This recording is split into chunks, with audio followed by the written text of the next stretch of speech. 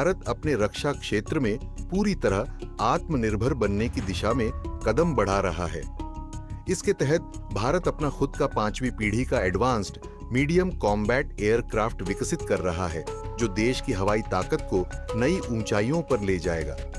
रही बात अमेरिका के 5वीं पीढ़ी के विमान F-35 और रूस के Su-57 की, तो रक्षा सचिव राजेश कुमार सिंह ने साफ किया कि अमेरिका या रूस के साथ इस विषय पर कोई औपचारिक बातचीत अभी तक नहीं हुई है। जो कुछ भी चर्चा हुई है वह अनौपचारिक है। हमारी प्राथमिकता है कि हम जरूरी तकनीकों को चुनिंदा विदेशी खरीद के जरिए हासिल करें, लेकिन मुख्य रूप से भारत की अपनी क्षमताओं पर भरोसा करेंगे। So on aircraft, I wanted to ask you, there's a lot of talk about after J.D. Vance said he made this verbal offer of the F-35A. Are we buying it from America? Are we considering it? And what about the Russian Su-57Es? So on both of these, I mean, whatever has been discussed has been informal. We don't really have any formal consultations going on these. Our intent, of course, will have to be to acquire critical technologies through selective foreign purchases, but we've not reached a stage where I can talk about anything specific being done. What I can talk about is that our 5th generation fighter, which will be the AMCA, for that we released the RFI yesterday.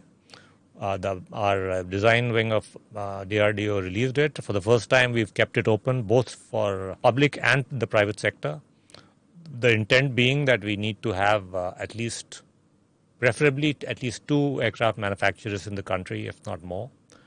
And once that gets some traction, we hopefully will move towards self-reliance in this critical area. In terms of those 2 platforms that you mentioned, it's too premature for me to say anything. What is the timeline for these that you're talking about? No, for the AMCA, the timeline is about 8 years. Okay. And and for these other 2 platforms that you mentioned, we've really not started any formal discussions. Right. So it's too early for me to say anything. रक्षा सचिव राजेश कुमार सिंह ने साफ किया कि AMCA project अब सिर्फ सार्वजनिक क्षेत्र तक सीमित नहीं रहेगा, बल्कि निजी कंपनियां भी इस महत्वाकांक्षी मिशन का हिस्सा बनेंगी।